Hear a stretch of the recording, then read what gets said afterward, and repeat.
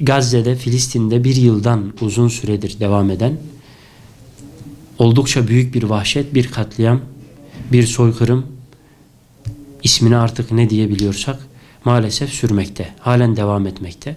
Halen dünyanın gözleri önünde ve bu kadar tırnak içinde modernleşmiş, bu kadar insan haklarına, bu kadar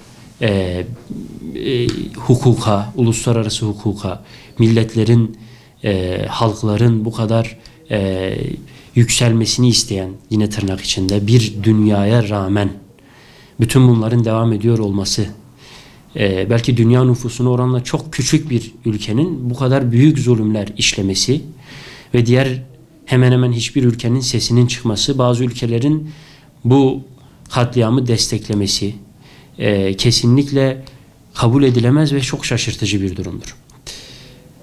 Dünyanın bu çağında, bu zamanda bu kadar dünyayı yönlendirdiklerini düşünenlerin ağızlarından, kelimelerinden insan haklarının, hukukun eksik olmadığı bir dünyada bu kadar haksızlıkların, hukuksuzlukların, işgalin ve katliamların, soykırımın yaşanıyor olması çok düşündürücüdür.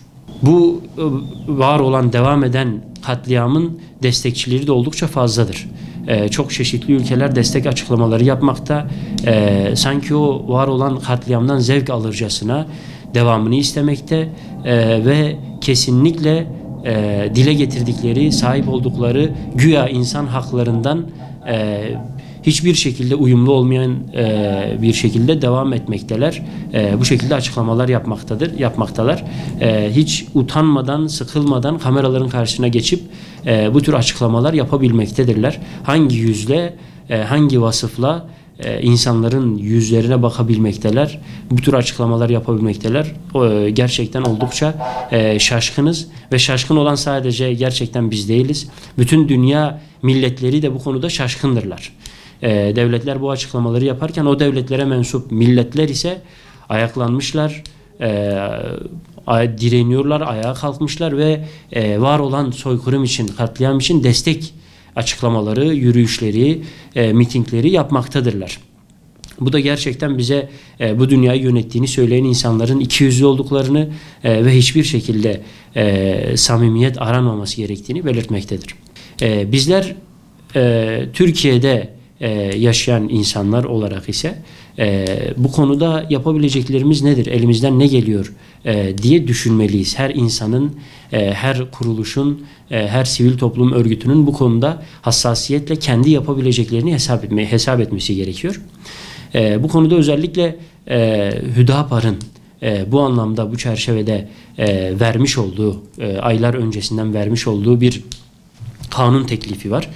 Bu konuyla alakalı, çifte vatandaşlık ile alakalı vermiş olduğu bir kanun teklifi var. Hem Türkiye hem de İsrail vatandaşı olan insanların ve ayrıca İsrail vatandaşı olup İsrail ordusuna, terör şebekesindeki orduya hizmet etmekte, canice işler yapmakta olan insanlara karşı bir yaptırım uygulamak isteyen bir kanun teklifi var. Bu kanun teklifini de kısaca böyle detaylandırmak gerekirse, öncelikle bu kanun teklifinin sadece Adalet Bakanı'nın veyahut Adalet Bakanlığı'nın teklifiyle bu çifte vatandaşların yargılanması değil de ayrıca meclise de bu yetkinin verilmesi ve bu soykırıma ortak olan çifte vatandaş insanların meclis kararıyla da yargılanabilmelerinin önünü açmasını kapsamaktadır. Bu oldukça değerlidir. Çünkü Adalet Bakanlığı'nın herhangi bir sebepten dolayı böyle bir girişimde bulunmaması bu çifte vatandaşların, bu canilerin halen bizim sokaklarımızda, memleketlerimizde dolaşması anlamına gelecektir. Ki bu bizim için kesinlikle bir utanç tablosu olur.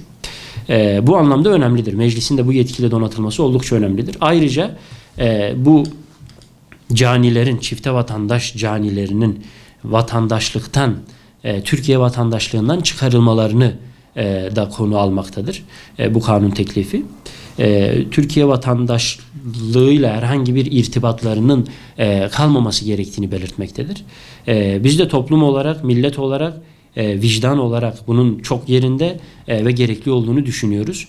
Çünkü hiçbir vicdan bunun aksini söyleyemez, söylememelidir.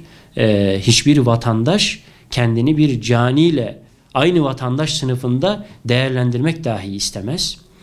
Onun vatandaş olması kendisi için bir utanç olmalıdır ve onun vatandaşlıktan çıkarılması için gerekli hassasiyeti kendisi dahi göstermelidir. Kanun teklifinin bir boyutu da bu. Ayrıca bu kanun teklifinin getirmiş olduğu bir şey de bu vatandaşlıktan çıkarılacak olan canilerin, bu orduya, bu işgale ortak olan insanların mal varlıklarına da el konulmasını kapsamaktadır.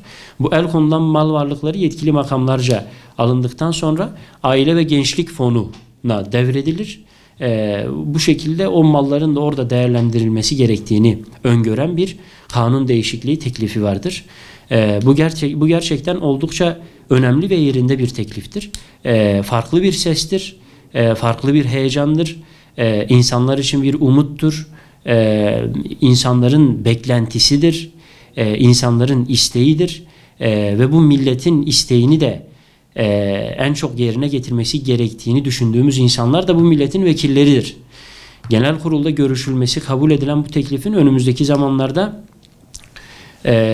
oylanması yapılacaktır. Yasalaşıp yasalaşmaması adına bizler özellikle bu teklifin görüşülmesini kabul etmiş olan çeşitli siyasi partilere bu anlamda destek verdikleri için çok önemli ve kıymetli bulduğumuzu belirtmek istiyoruz.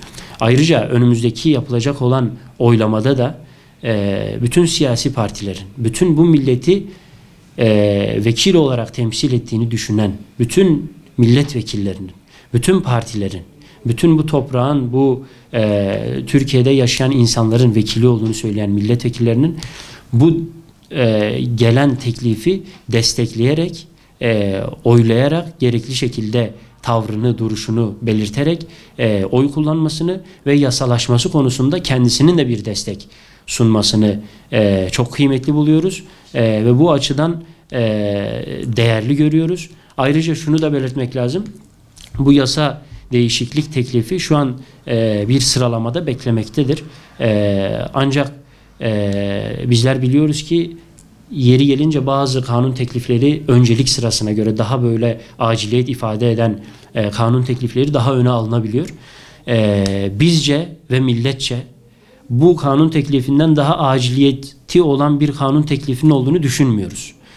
Çünkü hali hazırda devam eden bir suç şebekesi var. Hali hazırda devam eden katliamlar var. Bu konuda bu kanun teklifinin oldukça öncelenmesi ve ilk sıralara alınmasını ve hemen mecliste görüşülmesini talep etmekteyiz. Çünkü biz hiçbir şekilde cani bir vatandaşla aynı ortamda, aynı memlekette yaşamak istemiyoruz. Millet hiçbir şekilde böyle bir şey istemiyor. Bizler acilen bu teklifin yasalaşması gerektiğini düşünüyoruz. Bu konuda da bütün millete, kamu kuruluşlarına ve sivil toplum örgütlerine destek açıklamaları yapmalarını ve bu konuda tavır takınmaları gerektiğini belirtiyoruz.